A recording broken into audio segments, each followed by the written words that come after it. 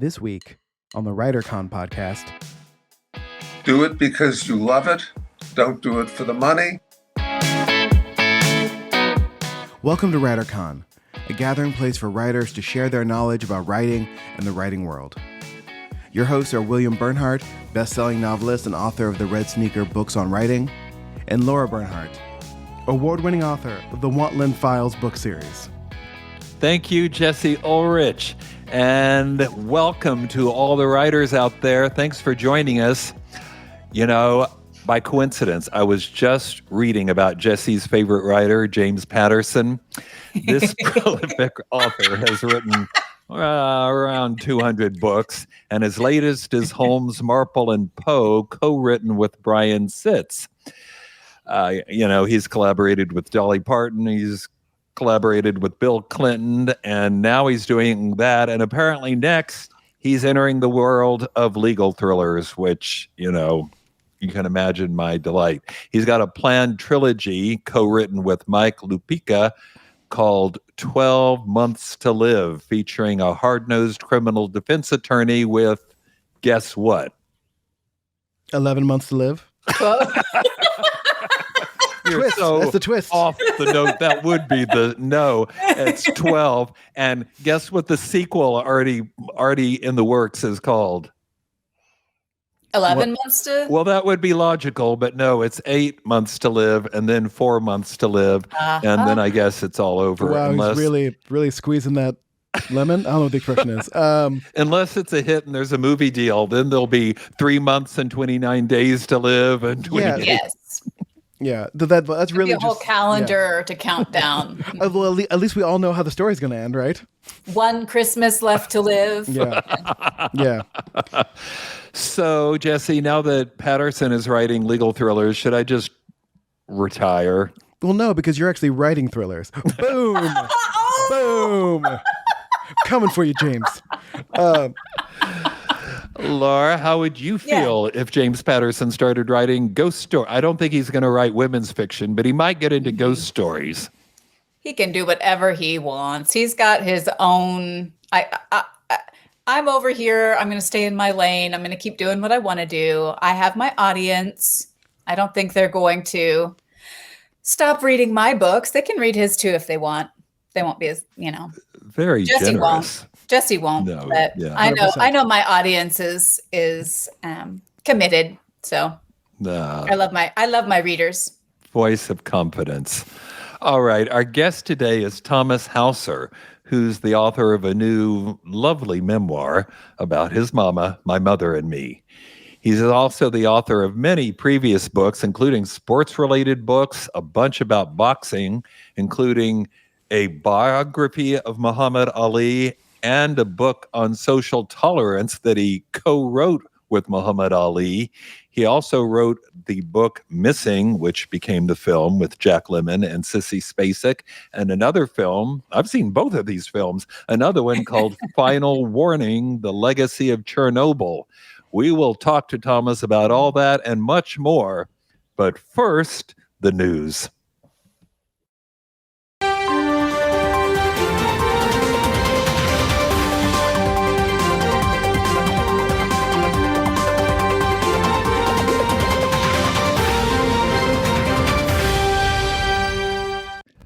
On our last podcast, we talked about the author who is now suing Amazon over their sale of counterfeit books using his name, which is not a new phenomenon. This time, our news story is about another kind of very dubious book also being sold at Amazon.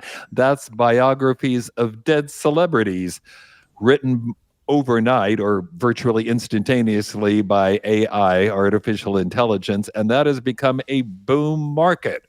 Some of you may have noticed recently when Tom Smothers, some of us will remember from the Smothers Brothers Comedy Hour television show.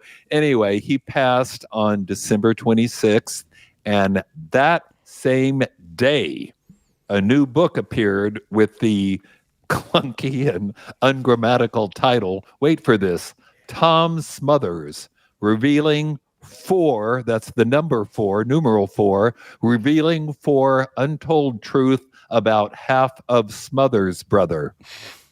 Smothers' brother, singular?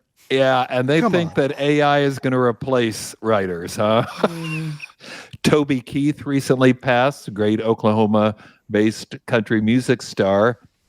Biographies showed up right after his death. Get this, one of them had this disclaimer on it, quote, "The author and publisher make no warranties about the accuracy or completeness of the content." This is a supposed biography. And it also said, "Resemblance to real persons is coincidental," which is not what you normally expect to see on a biography. At least they're telling you ahead of time, Biography. so. But push came to shove when this happened to a man named Joseph Lilleveld, and I apologize if I mispronounced that name. He's a former executive editor at the New York Times. He passed last month, and his brother Michael went online to see, how he's being remembered. What he found was obituaries. Well, he expected that, but he also found at least half a dozen biographies published on Amazon in the days immediately following his brother's death, some of them available for purchase on the very day he died. The books, according to Michael, described his brother as a chain smoker, someone who honed his skills in Cairo, and someone who reported from Vietnam, none of which is true. According to a program called GPT-0, which is designed to detect AI-generated text, there is a 97% chance that the book was created by AI. I'm thinking maybe the odds are actually higher than 97%. This is just a macabre new publishing subgenre, these quickly slapped together, shoddy AI-generated books about people who just passed away. Lara, are you outraged?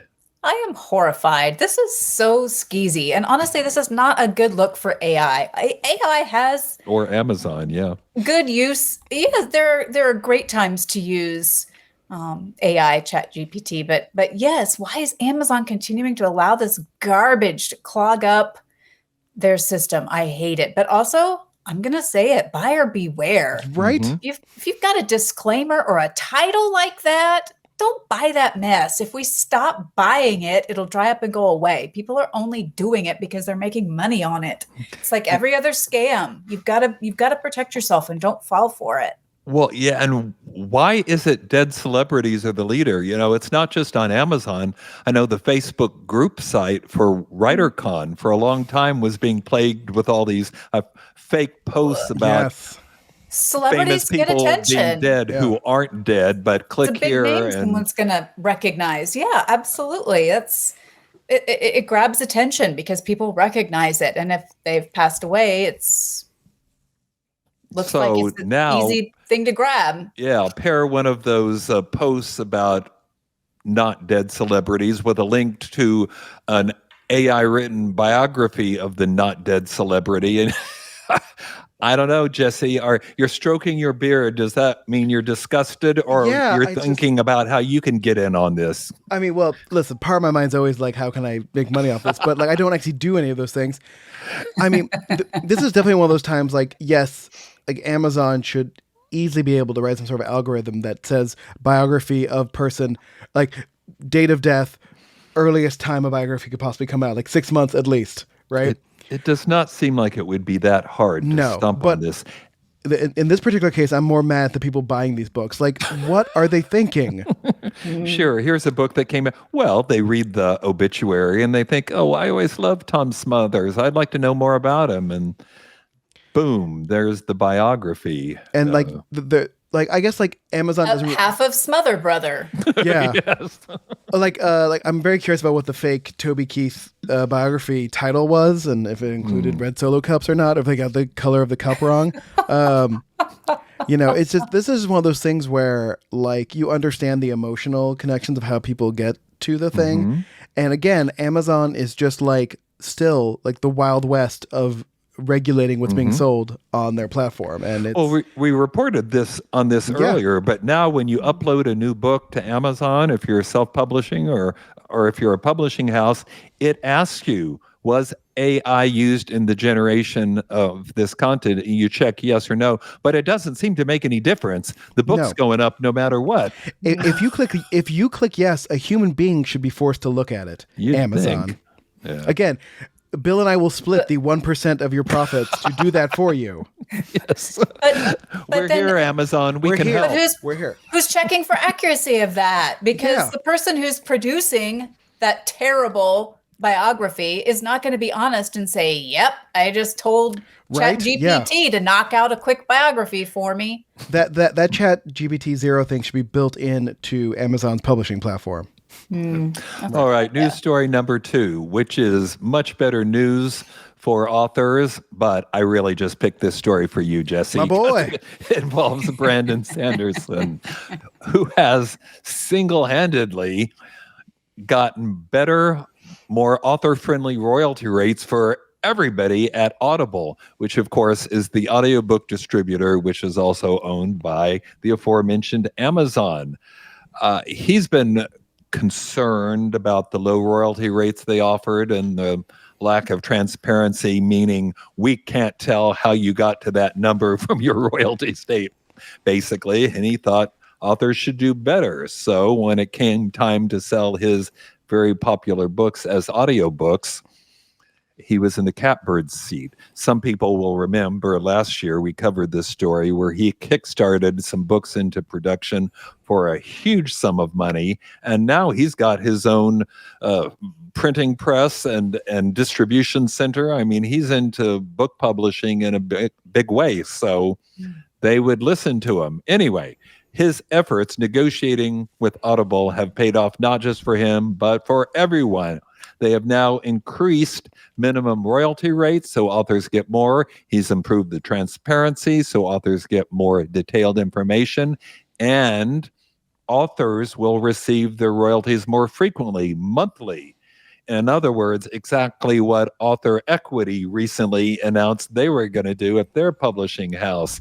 I mean, the response has been enthusiastic, as well it should be, because here is an author who is at the top of his game and using that clout to help everyone. Jesse, so your writer hero strikes again. Is this a big a deal as it seems like to me? Well, I think so, because most authors of his stature will happily take a better deal for themselves, but he specifically held out. Right. And was not able to offer his fans something that they wanted, because he's like, I want to do better for everybody. Are you listening, James? And he calling out the only author who might have as much or more clout than Brandon Sanderson. Stephen King, James Patterson, all of those old tier writers could also do this, and they don't feel like they need to because they're already making enough. And he even said in his response to getting these things, he's like, I didn't get everything I wanted. There's still work to do, but he's like, at least now, independent authors will get more than they were getting before. And it's just a really respectful thing to do. I'm proud of a person I've never met whose books I love. So I agree. It was just great work, Lara. You think this will spread? You think this is going to increase royalties at other places, other audiobook distributors? Well, it took one person of his stature to really stand up and make this happen. It's very impressive. But how many years have groups of maybe less powerful people banded together in an attempt to make this same thing happen, and it doesn't? So it really does take someone to really get their attention and push change through, which is impressive. So but again, I feel like it has to. So I don't think anyone's going to say, maybe we should do that. Maybe that is better for authors. Maybe we should do it too. I think I think corporations only make these changes when they are forced to, when it really is a bad look if they don't. Somebody points it out, just like when we were talking previously about the case that Goggins brought. So many people are getting ripped off like that, but only when he was calling them out and making Amazon look really bad did they go in and police the pirated books that were taking money away from him. So I feel like corporations, if they have no reason to, they don't make these changes. Yeah. Well, it seems to me the only, I mean, for instance, Findaway Voices, which we've talked about on this program before, their primary selling point was, we give you better rates than Audible does. Of course, Findaway Voices have now been purchased by Spotify because they're trying to break into the audiobook market. Jesse, did you have a thought there? Well, I don't know if you've been following this other story where like authors are noting there's been a like change in the terms with Findaway Voices and Spotify, where like you're giving them some control over your own IP. Like Spotify can then use some of those things to then write other stories, and people are like, don't sign this. And I agree. Again, like, can you not just be a marketplace? Why are you trying to like also create things and also sell things? Like, just be the thing that you are. To be fair, I think Findaway Voices backed off that pretty quick, but only after people started complaining about it. But again, it was the attempt, and they only pulled back because people noticed. Like they chose to do it anyway. So you're right. All right. Well, that's the news in the writing world, good and bad. Jesse, cue up the music. Let's talk to Thomas Hauser.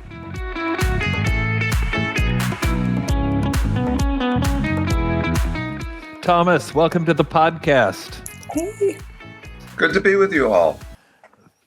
Good to see you too. Okay, first traditional question. If you could offer writers one piece of advice, what would it be? Do it because you love it. Don't do it for the money, because you're probably not going to make much money, and you'll probably love it. That's not the message, Thomas. No. I'm sorry. That's actually really good advice. Lara, I'm sure you've had countless authors say to you, why haven't my books sold more copies? Why haven't I made more money? As a rule, it doesn't work that way. Every now and then you get lucky. But you get lucky. Exactly. So many people come to me and say, and then it'll get made into a movie or a TV show or this or that. And I think we can always hope. Well, I started off with a very lucky success. The first book I wrote was Missing, which was made into a feature film. And I said to myself, well, this is easy. You write a good book, it gets reviews, they make a feature film out of it. It's translated into 20 languages. And no, that's not the way it works. It doesn't happen every time, huh? Yeah. But I still love it. Right. Well, it's the same advice Lara and I give, because I know in my experience, I mean, I've been doing this for 30 plus years, you too, and I've had hits, I've had complete bombs. But if you wrote the book for the right reason, because you cared about something in the first place, then it doesn't matter so much. The book's still on the shelf, right? Well, if you love writing it and you're happy with the end product, it's not a bomb. Yeah, it's part of a creative legacy, and it's there forever. That's right. Very nice. All right. Now, we just barely touched it. We mentioned Missing, but you have a remarkable backlist. You've got nonfiction, sports nonfiction, more general, and actual fiction. You've even got a children's book. Can you just not make up your mind what you want to be when you grow up? Or what? One of the things that I've been told by publishers again and again is you shouldn't switch genres. Right. Because the key to financial success, commercial success is, John le Carré wrote one spy story after another. Stephen King did one horror story after another. The first two books I wrote were dramatic nonfiction stories, Missing and The Trial of Patrolman Thomas Shea. Then I decided to write a love story set in a large Wall Street law firm called Ashworth and Palmer. And the editor who liked the first two books didn't want that. And then the editor who loved Ashworth and Palmer didn't want the philosophy on moral values. And then the editor who bought that said, what am I going to do with a book about boxing? So I write what I want to write. And I've written novels about Charles Dickens and Mark Twain. I've actually just started writing a novel about Sherlock Holmes. And I love it. because I can pick anything I want to write about, learn about, and do it. Now, I have to ask: is this a Sherlock Holmes story, or is it a book about Sherlock Holmes? No, it's a Sherlock Holmes novel. I am writing as Dr. John H. Watson, as the original Sherlock Holmes novels and short stories were. And right now I'm still in the research stage, which means I have to read everything that A. Conan Doyle wrote about Sherlock Holmes, look at some of the early movies. I'm not looking at the more recent Sherlock Holmes books and movies because I don't want to be influenced by them. But I'm having a great time. And the wonderful thing about fiction is you can take the book anywhere you want. I spent half a day researching Lewis Carroll last week because there's an important dinner party scene in the book. And I thought, well, the dinner party would be more interesting for readers if there was a famous guest there. Who should it be? And I said, well, how about Lewis Carroll? His life and Sherlock Holmes overlap. So there we are. Very fun. I want to talk some more about that first book of yours, Missing. That's described as the chilling, true account of a young American's disappearance. It was nominated for the Pulitzer Prize, the Bancroft Prize, and the National Book Award. Oh, that's a pretty impressive debut. Can you tell us a little bit about the book and what inspired you to write it? I was working as a lawyer on Wall Street at the time. I wanted to try my hand at writing. And this is a true life story of an American named Charles Horman, who was one of two Americans killed during the coup in Chile in 1973 that overthrew Chilean President Salvador Allende. And it's now quite clear from everything that's been revealed that the United States government played a huge role in fomenting the coup. There were three questions surrounding Charles's death. And when I started researching, we didn't have answers. By the time I finished, we had two of the three questions answered. The first is, was Charles killed by the Chilean military? Because they said his body was just found on the streets, and there was convincing evidence that he was.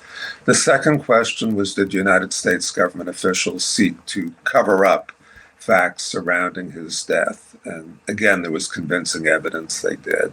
The third issue was whether United States government officials had foreknowledge of or possibly even ordered Charles Horman's execution to keep quiet things that he had learned about the coup. And in 2014, many years later, a Chilean court, after examining all the evidence, found that, yes, our government had played a role. A man named Ray Davis, who was the head of the United States military group in Chile, had passed Charles's name on to the Chilean military, and things happened from there. At the time, it was a trailblazing book, and more so trailblazing movie. Costa Gavras was the director. It was the first overtly political American film that had been made. And I got involved because I had known Terry Simon, who was the woman in Chile with Charles and his wife when he was killed. I met the parents through Terry. And when I decided to leave law and write, this seemed like an important story, dramatic story. And I figured, well, let me try my hand and see what happens. And that was the start of it all. I did all my research and I was putting all my notes on index cards. This is pre-computers. And finally, I'd finished all my research and I had a stack of index cards, this high. And I remember looking at them one evening and saying, boy, you've really done it. You left a good, secure job as a lawyer on Wall Street. How are you going to turn this mess into a book? And I said, well, I've broken this down into 12 chapters. Let me put the index cards into 12 piles. That'll make them a little easier to work with. And it went from there. Yeah, great. So Missing becomes a movie, something most writers dream about. What was that experience like for you? It was fun. It was a little heady. I hear athletes say all the time, boxers who win world championships when they're young, basketball players who win titles when they're young. And later on, they say, I didn't appreciate at the time what it meant and how much was involved, and how lucky I was for this to happen. I knew it was a lot of fun to go through. I didn't realize how rare the experience was. I've had one more film made since then. But the satisfaction for me, really the greatest satisfaction, is in the books. I've always said I got too much credit for the movie missing and not enough credit for the book. With a book, you can control what you write. Right. And from my point of view, once the book is out there, if I've written it the way I want to, if it's nicely published, and Admission Press has done a beautiful job with publishing my mother and me. They really have. Lara, thank you. At that point, I'm happy. My pleasure. That's there forever. It's part of my creative legacy, and in this case, part of my mother's legacy. And anything that happens after that is gravy. The nicest thing about a book selling well isn't even the money as much as the fact that the message is being read by more and more people. You mentioned another movie. That's Final Warning, right? The Chernobyl Legacy of story. Chernobyl. And you've also written both a biography and co-written a book with Muhammed Ali, right? Right. That was an experience. That was a wonderful experience. No doubt. Tell us about that. Well, the big book, Muhammad Ali, His Life and Times, came when I was approached in October of 1988 by Muhammad and his wife. They wanted what we all hoped would become the definitive Muhammad Ali biography. And I don't think I'll ever have a professional project that brings me as much joy as that one did. And then later, we wrote a short book together. The thoughts were both of ours. I obviously did most of the writing, but it was called Healing. And if you spell out healing, the three middle letters are ALI, which was...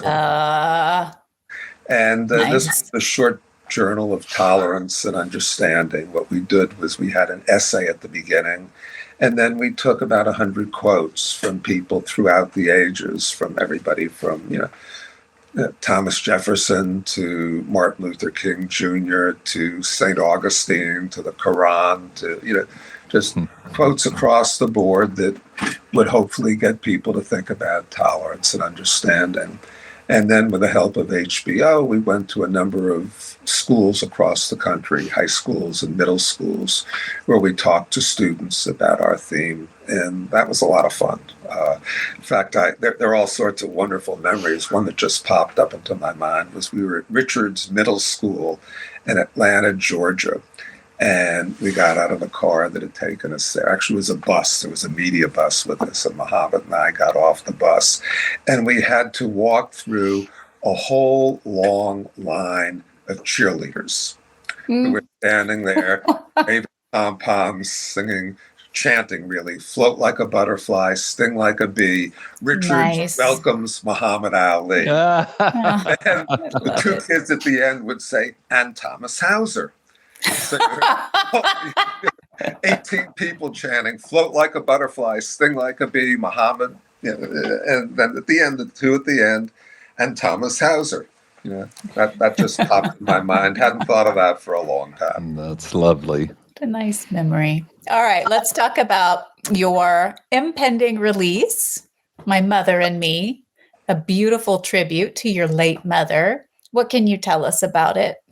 Well, my mother lived to the age of 96. She had a long, wonderful, privileged life. I was very fortunate to have had her for as long as I did.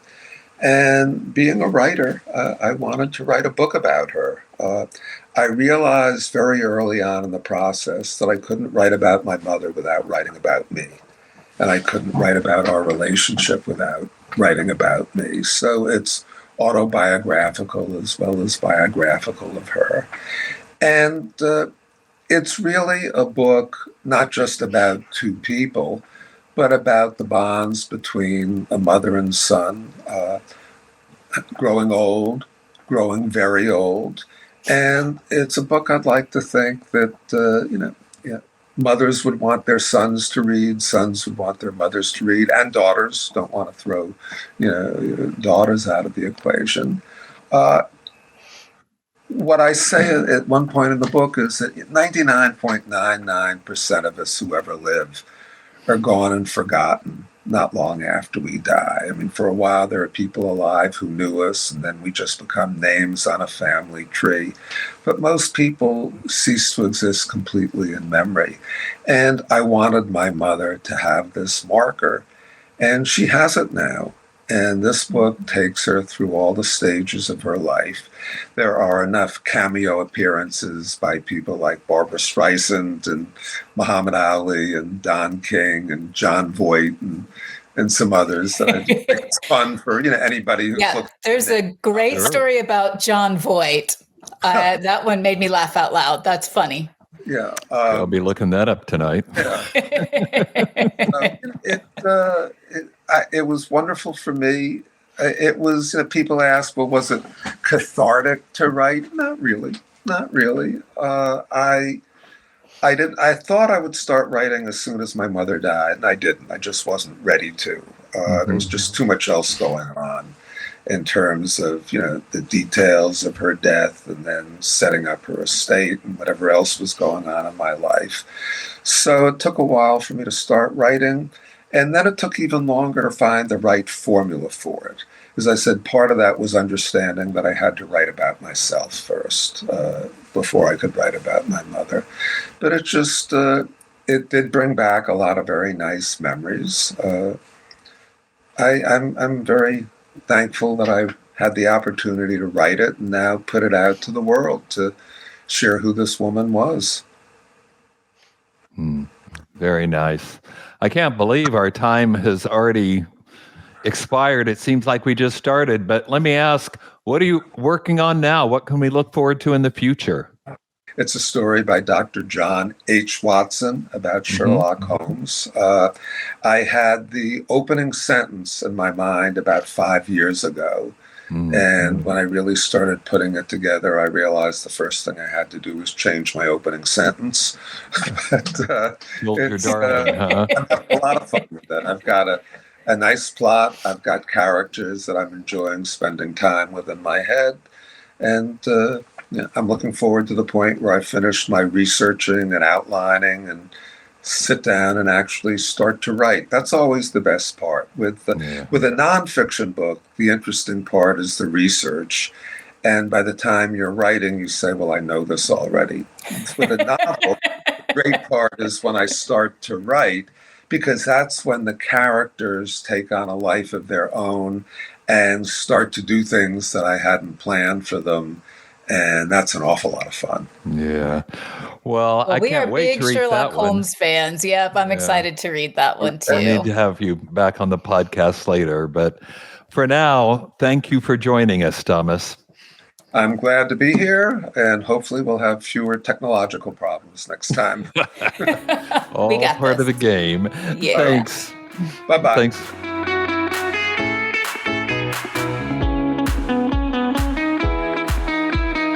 Just a few parting words. I have to remind you about the WriterCon conference, which, of course, is in Oklahoma City every Labor Day weekend. We've got a newly revised website, and the registration page is active, so you can register.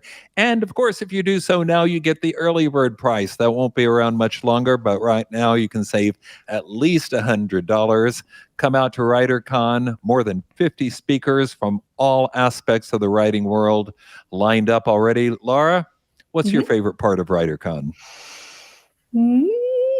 I really enjoy getting to meet people. I like getting to meet the people that have been coming for years and years, and this is the only time that I really see them face to face during the year. But I also really enjoy meeting our newbies. And I will do what I did last year, where I will have the night before a time set up where we meet in the lobby so that anyone who is coming in fresh and new does not have to feel overwhelmed or out of place. I'll come meet with you. I'll introduce you. I'll show you around. We have some people who are still connected and made a friends group from that initial meeting the night before last year. So I will absolutely be doing that again. So nobody's a stranger at WriterCon. No. We are a great big family. Yeah, that's one of the pluses of the small group retreats, which is in July in Branson this year. But those people stick together. You not only get a great retreat, you get beta readers for the rest of your life. Anyway, all right, there's enough of that. Thanks for joining us for this podcast. And until next time, you keep writing. And remember, you cannot fail if you refuse to quit. Okay, see you next time.